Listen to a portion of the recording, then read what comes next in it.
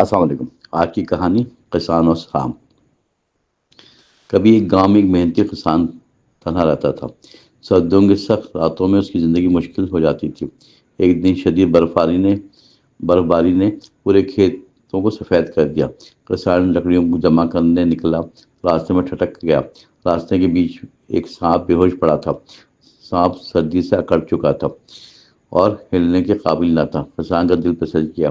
اس نے سوچا فوراً یہ مخلوق بھی خدا کی ہے، اسے یوں مرنے نہ دوں۔ وہ جھکا، سانپ کا اسے چادر میں لپیٹ لیا، اپنے معمولی جھونپڑے میں پہنچ گیا۔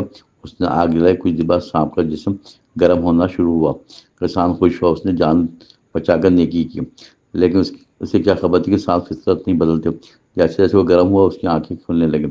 وہ طاقت میں لوٹ کر تیزی سے سیدھا اٹھا بیٹھ گیا۔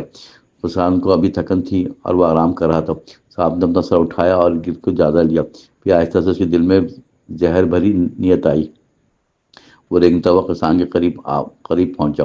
کسان کو نیند سی آ رہی تھی مگر چونک اٹھا۔ اس نے دیکھا سانپ ہنکار کر حملہ کرنے والا ہے۔ کسان ڈر گیا، نیکی کا ایسا بدلہ ملے گا؟ وہ اٹھا اور پیچھے ہٹ کر لکڑی تلاش کرنے لگا۔ سانپ نے زبان نکال کر غصے سے اسے دیکھا، پھر اچانک سے پوری قوت سے وار کیا۔ فوراً کسان نے پھرتی سے لکڑی لہرائی اور بچ گیا۔ لکڑی کی وجہ سے سانپ دیوار سے جا کے ٹکرایا اور وہ غصے میں کانپنے لگا اور ہنکار مزید بڑھ گئی۔ کسان کو یقین تھا کہ نیکی کا فائدہ نہیں ہے۔ اب میں اگر اسے چھوڑ دوں گا تو جان جائے گی۔ اس نے لکڑی مضبوطی سے پکڑی اور پال بڑھا۔ سانپ لپک کر دوبارہ حملہ کرنے کی کوشش کرنے لگا۔ کسان نے پوری طاقت سے لکڑی اس پر ماری، اور ایک اور پھر دوسرا حملہ، پھر تیسرا لگاتار حملہ۔ آخرکار سانپ کی طاقت کم ہونے لگی، سست ہو گیا۔ کچھ دیر بعد وہ بے جان سا ہو کر گر گیا۔ کسان تھک گیا مگر اس نے شکر ادا کیا۔ میں نے رحم کیا مگر اس نے احسان نہ مانا، جو فطرت سے بدلتے نہیں ہیں۔ انہیں بچانا حماقت ہے۔ جھونپڑے کی آگ بجھنے لگی اور ہوا سرد تھی۔ کسان نے دروازہ بند کیا، بیٹھ کر سوچنے لگا۔ اس کے دل میں دکھ بھی تھا، غصہ بھی۔ میں نے جسے بچایا اس نے مجھے نقصان پہنچایا۔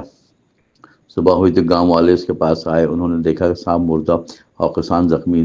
کسان نے پوری بات بتائی، سب حیران رہ گئے۔ ایک بوڑھا بزرگ بولا، بیٹا یہ سبق ہمیشہ یاد رکھنا، برائی کو نیکی سمجھ کر سینے سے نہ لگانا کبھی۔ ہر دکھائی دینے والا بیچارگی اصل میں نہیں ہوتی۔ کچھ چیزیں فطرت سے مجبور ہوتی ہیں۔ ہمیشہ۔ کسان نے سر جھکایا اور خاموش انداز میں بیٹھا۔ گاؤں والوں نے اسے تسلی دی اور دوا لا دی۔ کسان کے ہاتھ میں معمولی سا زخم تھا مگر دل زخمی۔ اس نے فیصلہ کیا، آئندہ نیکی سوچ سمجھ کر کرے گا۔ نیکی ضرور کرو مگر دشمن کو دوست نہ سمجھو۔ اس دن سے وہ زیادہ عقل مند اور محتاط ہو گیا۔ وہ ہر کام میں بھلائی کو عقل کے ساتھ ملاتا۔ گاؤں والے اسی مثال کے طور پر یاد کرتے ہیں۔ کہانی دور دور تک پھیلی، دلوں میں بسی۔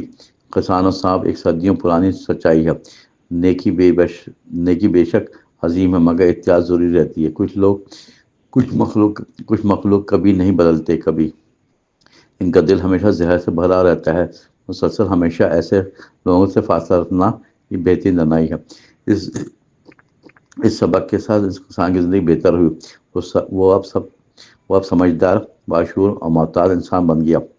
وقت گزرتا رہا لیکن سانپ والا دن یاد رہا۔